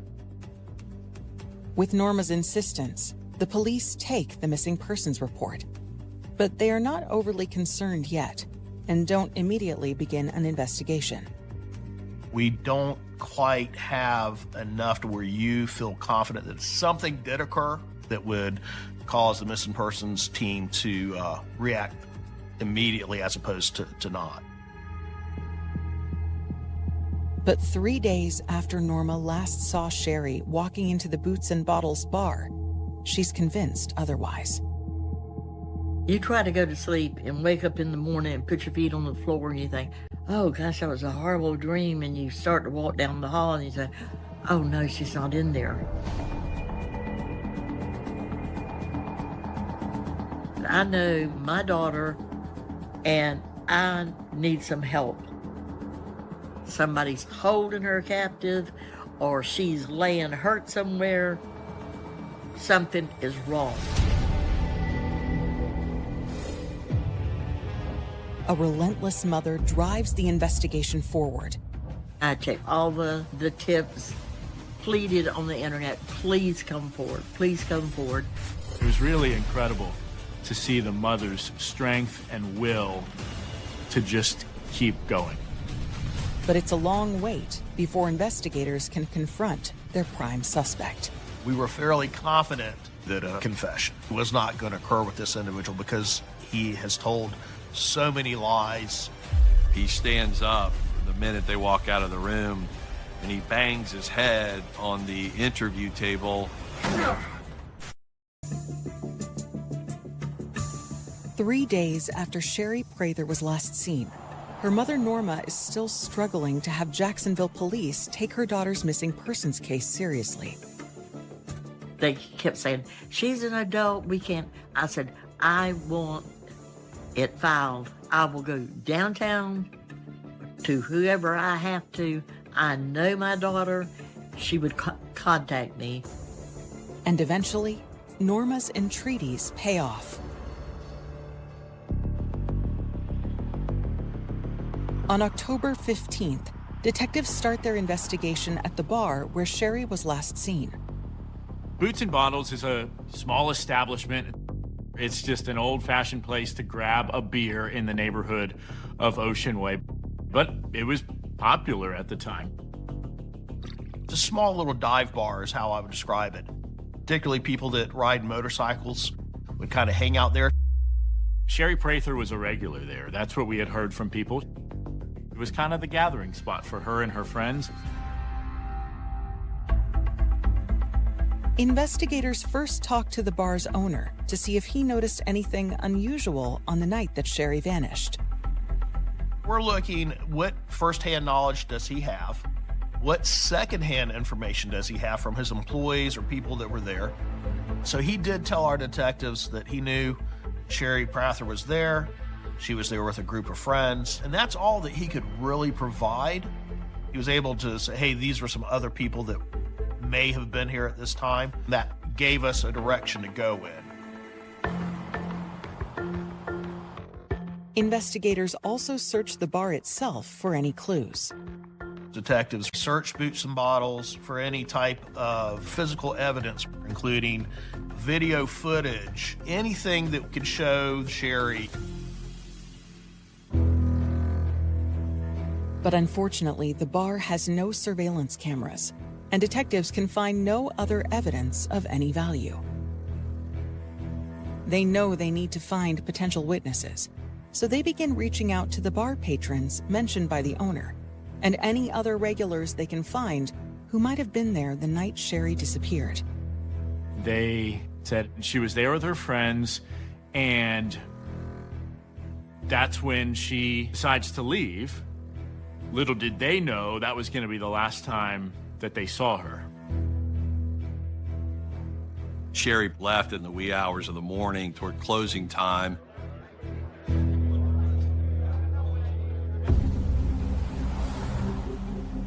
And we did find there were some local gentlemen that openly articulated as a motorcycle club.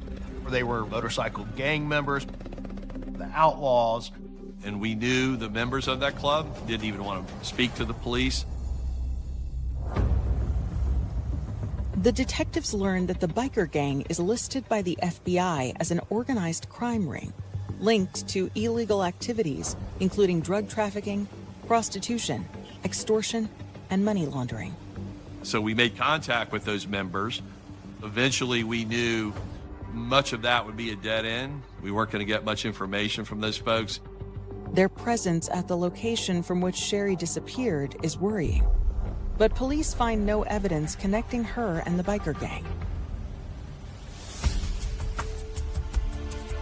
Days pass with no new leads, and the case seems to be hitting a wall. At the same time, word of Sherry's disappearance catches the attention of local news reporters. At the time, I was a field reporter, and police did not have a lot of information to go on. So certainly, it was a mysterious case. I wanted to talk to Norma. I went to her house and knocked and knocked and knocked, and eventually she came to the door, and you could tell she was disheveled. She doesn't know where her daughter is. Is she alive somewhere needing to be rescued? Obviously, she's going through all of these emotions. And there's a lot of family members that would say, no, we're not able to talk right now. We're too distraught. There's people that would slam the door in my face. Norma came out and did an interview with me. That was my only child. She was my whole life. So now she's pleading that someone knows something. Every night I hear her calling me to unlock the door to let her in, and I can't take it anymore. I remember she showed a picture of Sherry, and that was the first time we really got to see a picture of this woman who was missing, besides what had been released by police. She had a flyer, and she did everything she could. If you don't get out and help, your case is not going to get solved. It's just going to be shoved to the bottom. I went out, everybody at the bar gave me information. I checked all the tips. We pleaded on the internet, please come forward, please come forward. We did a lot of posting on Facebook, just about every day, pleading, any tip. I just want some information. If there was a 1% chance that Sherry was alive, Norma was going to use that 1% chance as motivation to keep going. And it was really incredible to see the mother's strength and will to just keep going. Weeks since Sherry Prather vanished from a Jacksonville bar called Boots and Bottles. Missing persons detectives are failing to gain traction in the investigation. Obviously, detectives are going to have to keep some things close to the vest. They were struggling, and they were frustrated too at the time. They were having trouble finding leads. So it did become a whodunit. But Sherry's mother, Norma, and her daughter, Mandy, refused to let the investigation wither. Me and Grandma actually drove around and went into a lot of bad houses and bad areas trying to find her, just to see if they've seen her, if they talked to her. And told the people at gas stations that looked like dopers, you know, you seen my daughter? I never was afraid.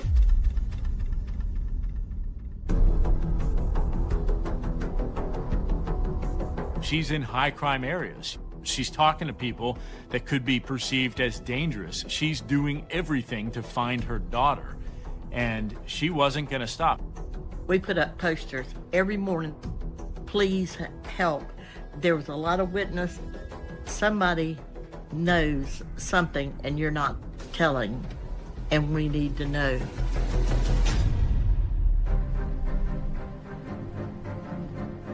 I vividly remember begging with her to please stand down and not place herself in a situation where harm could come to her. I spoke to Miss Ellis, reassuring her that we were doing everything we can and that we weren't forgetting her case. We did advise her numerous times to let the officers and the detectives in our office conduct the investigation, all the while knowing that I would probably be doing the same thing she was doing if I was in her shoes.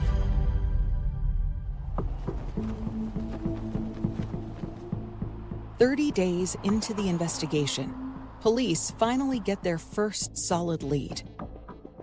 On November 12, 2012, Teresa Lennox, a childhood friend of Sherry's daughter Mandy, contacts detectives, claiming to have information. Can you state your name? My name is Teresa Lennox. Investigators bring her in for an interview. When I turned on the news and I saw the missing persons report for Sherry Prather, I broke down. I got really upset. I was crying loudly. My uncle came out of his bedroom.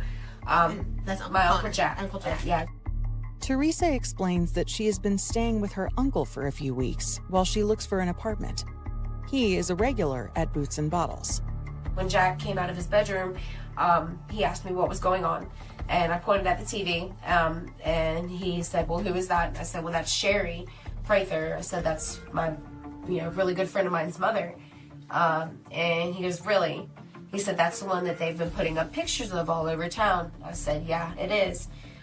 He said, well, I might know what happened to her. And he said, well, all I know is that supposedly this biker guy killed her over money and dumped her on Braddock Road.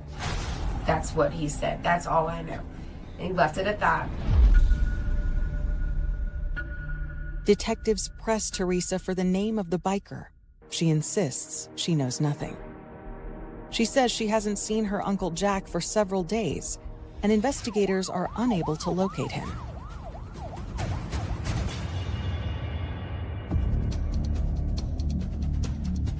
Meanwhile, another team from the Missing Persons Unit is deployed to Braddock Road, the place Teresa claims Sherry's body was dumped. It is in a very rural part of the city of Jacksonville. It's a heavily wooded area.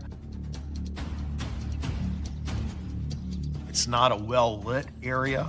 It's a local road.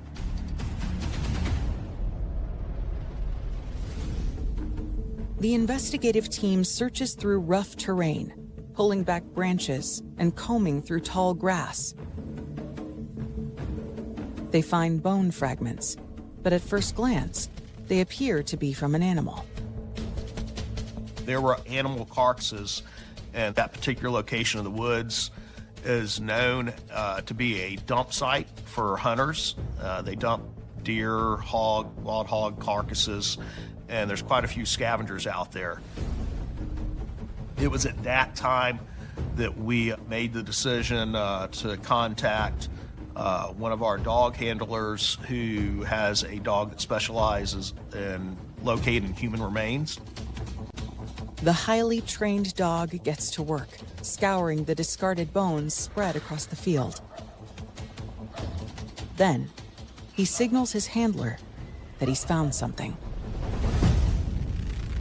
The dog located what they believed were human remains. He immediately contacted the on-call homicide team, which was my team, and we responded to the scene. We started to find more what we believed were human remains scattered throughout the woods. There was a potential body that could be Sherry. 30 days after Sherry Prather was last seen, a tip leads detectives investigating her disappearance to a rugged piece of land in Jacksonville, Florida, where they have found human remains. We blocked off a large section, shut that area down, and then brought in teams of evidence technicians or crime scene unit detectives to assist us in literally combing the entire woods from the roadway all the way into the woods, which took several days. We located some clothing, some shoes, small piece of jewelry. With great assistance from the canine, we were able to recover all human remains. The Office of the Medical Examiner here in Jacksonville were able to locate some living x-rays of Sherry Prather and compare them to the deceased remains of Sherry Prather, and those bones did confirm it was in fact her.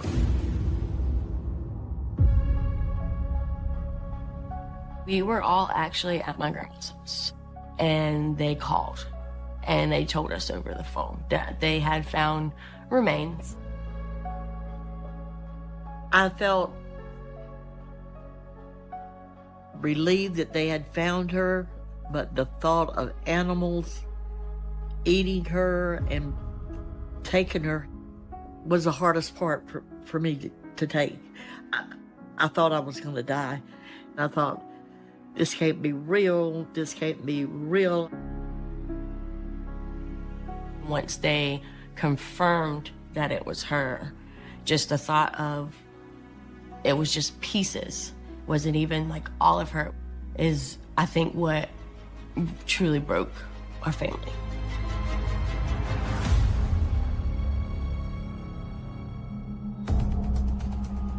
Homicide detectives take over the case, but they know they face a tough task. Given the condition of Sherry's remains, determining how she died will be difficult. We decided early on to reach out to an expert, a forensic anthropologist. We knew she was an expert at analyzing bones and determining how they were broken, if they're broken, whether they were shot with a firearm, whether they were stabbed. The forensic anthropologist gets to work, decoding the secrets Sherry's remains hold. While that is going on, we're sending detectives to start backtracking. We already know she went missing at Boots and Bottles. Investigators know Boots and Bottles has no surveillance cameras, but they hope a nearby business might. They go back and canvass the strip mall. They discover that a nearby cell phone store does have a camera, and it points in the direction of the bar's parking lot. When we watched the video to see if there was anything, it clearly showed Sherry Prather walking out to an individual who was standing by a motorcycle. She gets on that motorcycle, and then they leave the establishment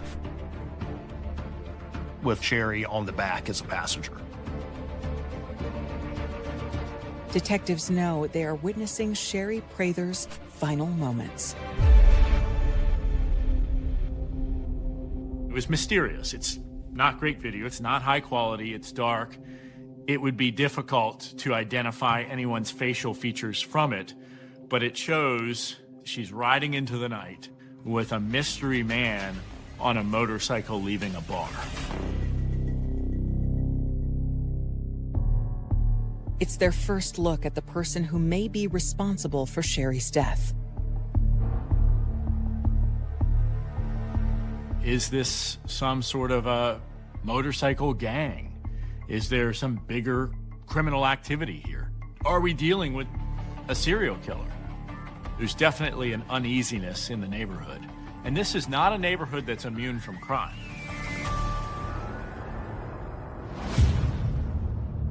As detectives try to identify the man in the video, they get word from the forensic anthropologist that she reached a conclusion on Sherry's cause of death.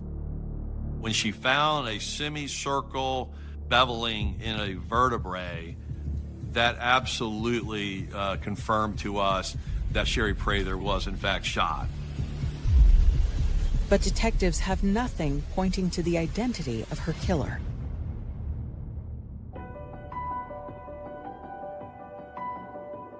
We knew we needed a break.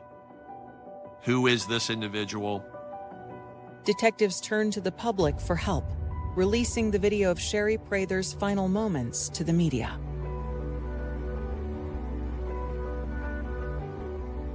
As the video hits the airwaves, tips start pouring in, and one call in particular stands out. It's from a woman named Samantha Johnson, who claims to know the identity of the man seen with Sherry on the video. We had her come down to homicide. Today is November 14th, approximately 6:26 p.m. And can you just state your name for me? Samantha Burleson Johnson. You saw a news story regarding a missing person, right? Yes, sir. And on that news story, there was a video of a man and a woman on a bicycle leaving somewhere. Yes, sir. Did you recognize the person on that motorcycle? Yes, sir. And who'd you recognize that person to be? Johnny Wayne Johnson.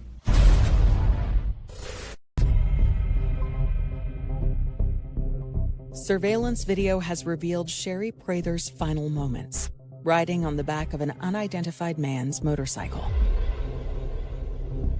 Now, a witness has come forward claiming to know the identity of the biker in the video. And who'd you recognize that person to be? Johnny Wayne Johnson.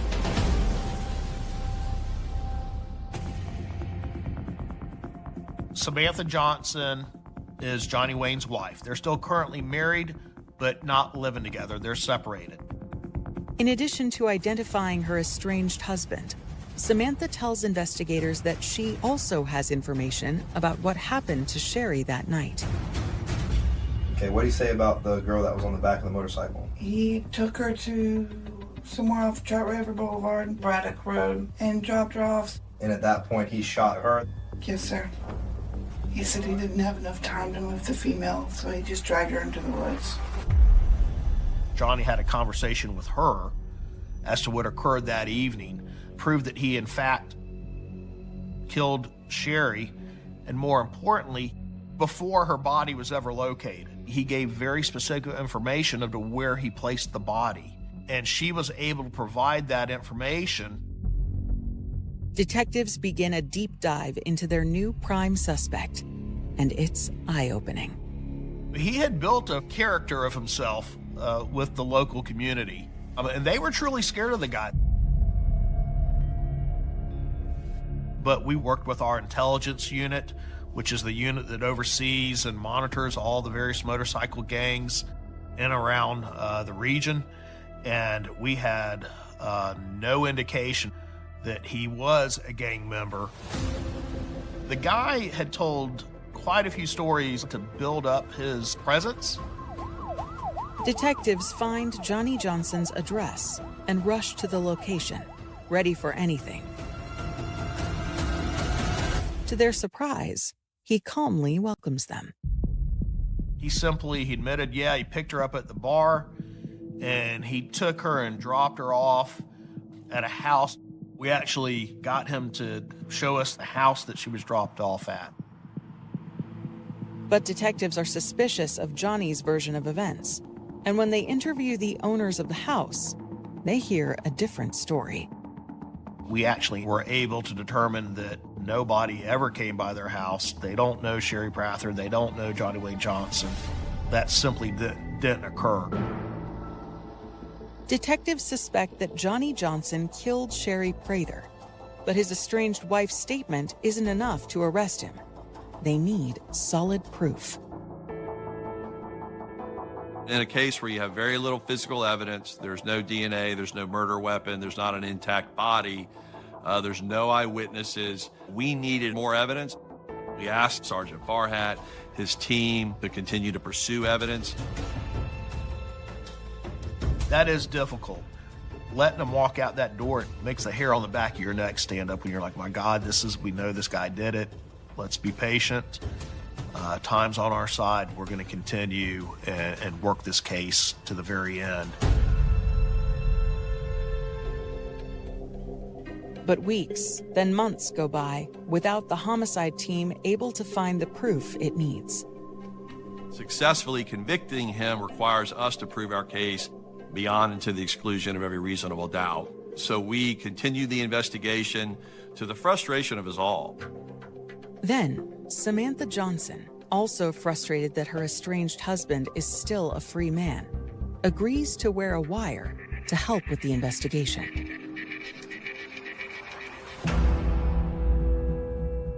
It was a detective that was investigating a missing persons case. Yeah. Who discovered it off of a tip. But isn't that the place that you said all this happened? Like I said, I ain't just. But what really happened? It is what it is. Right now, I don't want to really get into it until it's over with, if you understand what I'm saying.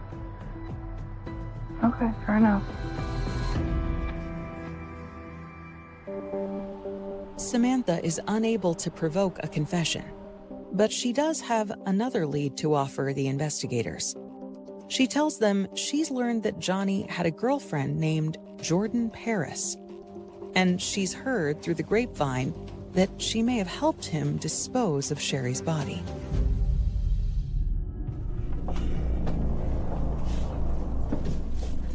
We actually brought her downtown to the homicide office and conducted an interview. Johnny, who is John Wayne, correct? Johnson. Yeah, her boyfriend. Yes. She was not completely forthcoming. She did admit pieces that Johnny went out that night. She knew something happened, but was terrified to tell us. I'm afraid of what will happen if he knows I don't. He just kept bringing stories up. Of what? And some other girl had gotten smart with someone of power. Mm-hmm. And they were either going to take care of it or the girl boyfriend had to take care of it. That was a member of the club. Take care of it as in what? Beat her. But investigators continue pressing Jordan for information, confronting her about claims that she helped move Sherry's body. Obviously, information that was provided that said that you assisted him in moving a body or bodies with your PT Cruiser is inaccurate? What? No. Okay, so it is inaccurate. Yes. Okay. Your vehicle has never had any human remains in it? No human remains, no.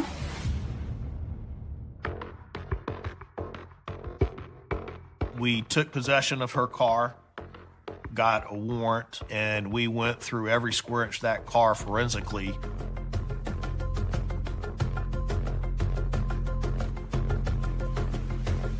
There was no physical evidence in that car that indicated that Sherry was ever in that vehicle.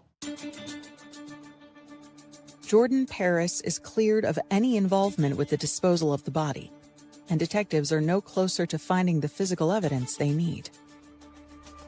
Now, they're forced to wonder if their main witness against Johnny, his estranged wife Samantha, is telling them the truth, or if she has ulterior motives for implicating him in a murder. They were in the process of separating. Was she fabricating these types of statements by him? If she's jealous of the new girlfriend? We knew we needed a break. We needed a witness or witnesses that sure may have been close to the defendant, but had no motive to lie. The detective said, we've got one shot is all we have, because they could not find the gun. To put this murder charge on him, we have to have more evidence. And I said, I cannot take this anymore. The break they need eludes the detectives, and for 4 years, there are no new leads.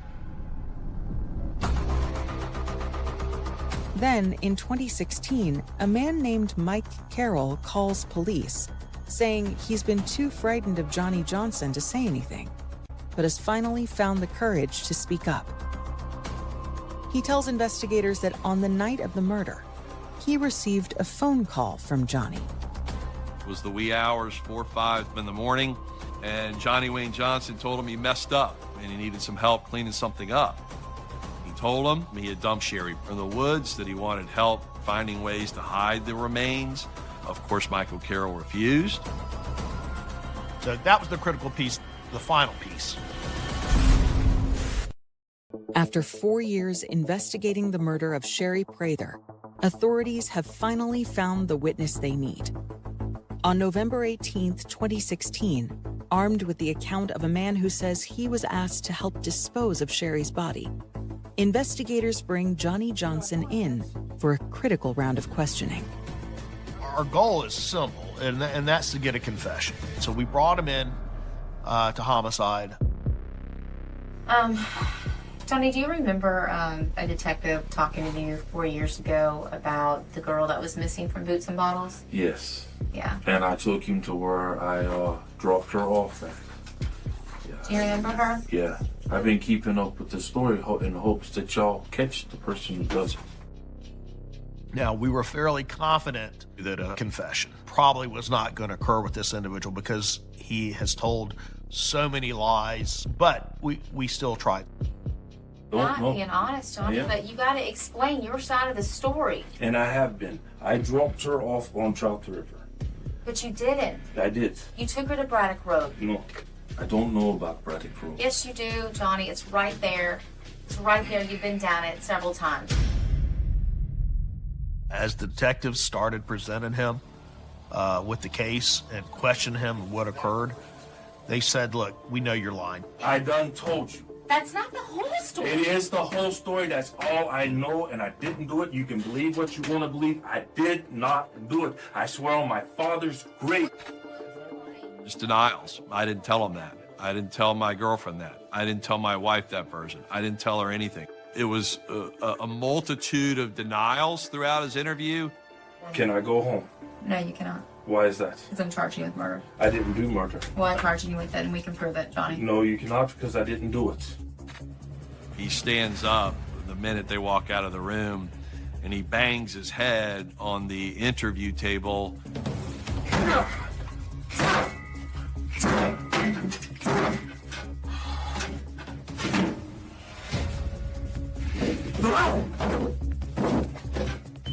Oh, bud. Detectives call EMTs to check Johnson out. Once he's given the all clear, You are good to go. they charge him with murder.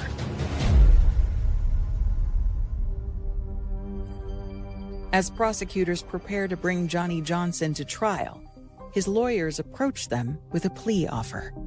We reached that plea agreement of 20.4 years in prison to second-degree murder, which is what he was charged with. We took that offer to the victim's family, and as you can imagine, the family was very happy to get him to finally acknowledge legally in a courtroom that he was in fact guilty.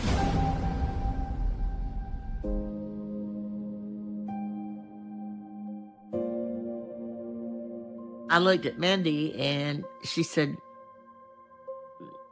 Grandma, as old as he is, he got 20 and a half years, and he was supposed to have already been sick.